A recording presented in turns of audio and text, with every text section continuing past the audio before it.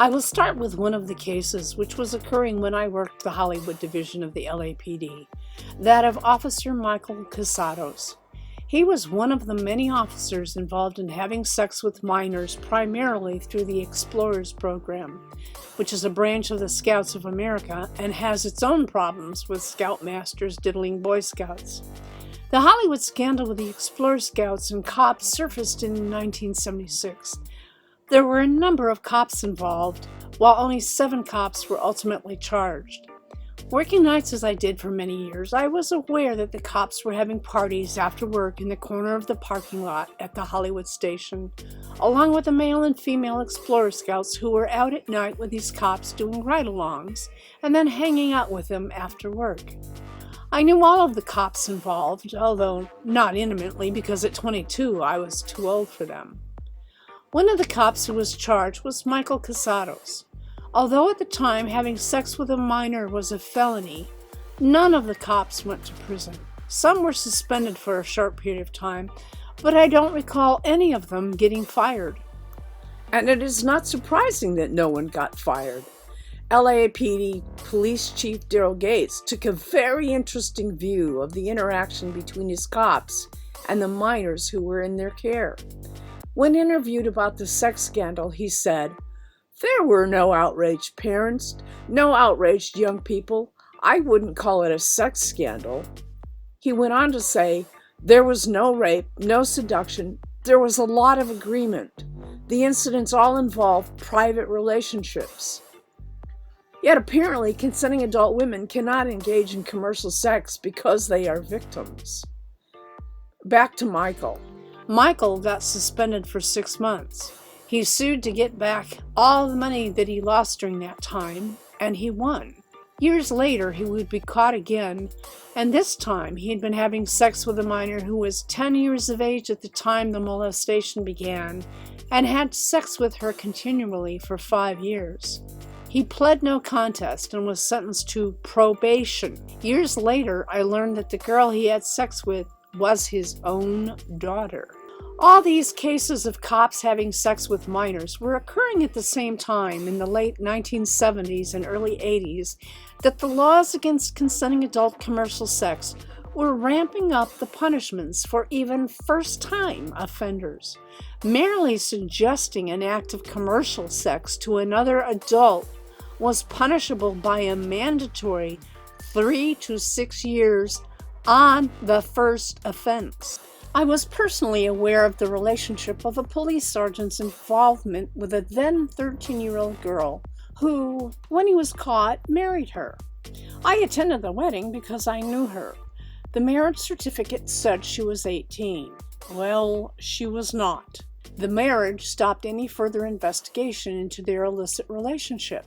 In the 2003 Police Sexual Abuse of Teenage Girls, which documents the patterns of police abuse against minors who interact with law enforcement in the police department-sponsored Explorers program, it mentions the case of LAPD Deputy Chief David Kalish, an openly gay officer who was accused of molesting a male Explorer Scout in the 1970s, who was also never punished despite 3 separate cases brought against him by 3 separate victims. It also says that 5 of the 32 Explorer-related cases in the 1970s involved molestation of boys. If you think that this only happened decades ago, think again. The Explorers program continues, as does the inappropriate sexual activity between cops and the Explorer cadets. And once again, an LAPD officer was involved. In 2018, Officer Robert Kane pleaded no contest to oral copulation with and having sex with a 15-year-old girl. While he was facing 7 years in prison, he received a mere 2-year sentence. He will also have to register as a sex offender. Of course, Hollywood cops aren't the only bad boys with minors who are in their care in the Explorer program nationwide. As already noted, this criminal victimization of children isn't relegated to decades past, and cops don't discriminate between males or females in the program. Things didn't work out so well for our Philadelphia, Pennsylvania officer with the Department-mounted patrol unit who was sentenced to prison in 2003 for over 100 sexual acts with a 13-year-old girl enrolled in his writing club. Guess he should have married the girl. Anyway, according to a CBS News report, Sexual Abuse in Cop Scout Program, in 2003, almost half of the reported teenage victims of police sexual abuse in the past decade were enrolled in Police Explorer programs, with the other teenage victims abused during arrests, traffic stops, and in other situations. Sometimes it takes years of complaints by victims before there is any justice. Sergeant Vince Arias was one of those who seemed to be getting away with his predations, as the investigation into his proclivities took years before he was actually charged with a crime and sentenced to 20 years in prison. According to a 2011 report in the Seattle Weekly, Arias had been suspected of it for years.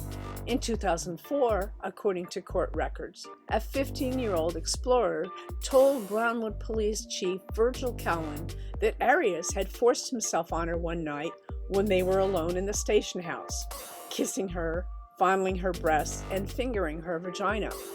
Cowan also knew of text messages that Arias had sent the girl, bragging about the size of his penis and how he intended to use it on her. When she reported it to him, he said, "You're just a child," the girl recalls Cowan telling her, "You're just making it up." Her complaint went nowhere, until it finally went somewhere in 2008. Facing a potential 600 years in prison had he gone to trial and lost, former Brownwood Police Sergeant Vince Arias took a deal and was sentenced to a pair of concurrent 20-year prison terms. Really? Facing 600 years and he gets a grand total of 20, and the two 20-year sentences were to run concurrently?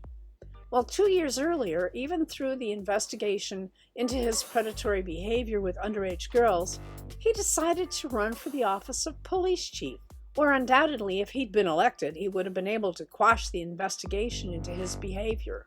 In the next episode of the series, I will share more of the horrific cases of cops who rape minors. If you are a sex trafficking abolitionist and you don't care that cops are responsible for more of the annual rapes of children than the FBI's list of confirmed victims of sex trafficking, you really do not care about the children.